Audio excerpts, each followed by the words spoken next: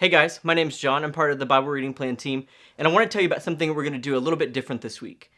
Typically, every week, Monday through Saturday, we read a chapter a day. That's just what we do every single week.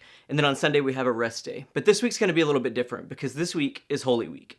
And so we're going to go day by day and follow along the journey that Jesus went on all throughout that week. So on Palm Sunday, we're going to read about Palm Sunday. On Monday, we're going to read what Jesus did on Monday and all throughout the week up until Easter Sunday and the resurrection. But before we do that, I think it's important that we set the scene and we know exactly what's going on as Holy Week approaches, as everything builds together and builds to this climactic moment. N.T. Wright is a New Testament scholar, probably the most well-known, most respected New Testament scholar in the world. And he talks about how this was kind of the perfect storm for all of these things to happen.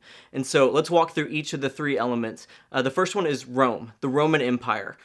When it all started out, Rome was a republic. But over time, as year after year passed, they became more powerful. It became this military, this political, this cultural empire, this unstoppable force in the world.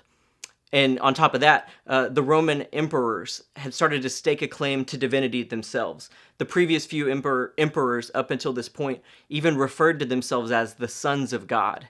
And so then as Jesus shows up on the scene and he starts making this claim himself, you can imagine they took issue with that and they wanted to get this guy out of the way. So that's one side over here is the Roman Empire. Then the second one, you have Israel. These are God's people.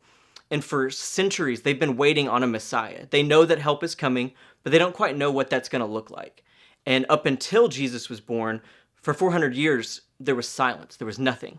And so they were hoping that somebody was coming to deliver them, this Messiah that they'd heard about. And through all their wandering and repenting, they knew that help was on the way. They just didn't know when or didn't know how. They thought they were going to be restored to their rightful place as a nation.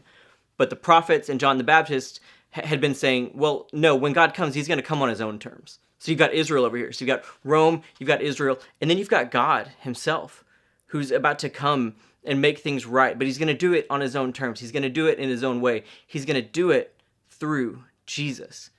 And so as all of these things start to swirl together, you really do get this perfect storm. And so that's what we're going to read about this week. That's how we're going to engage with this week. And so some days the reading will be shorter than a normal day. It's going to be shorter than a chapter. Other days it's going to be long. It's going to be longer than a normal day.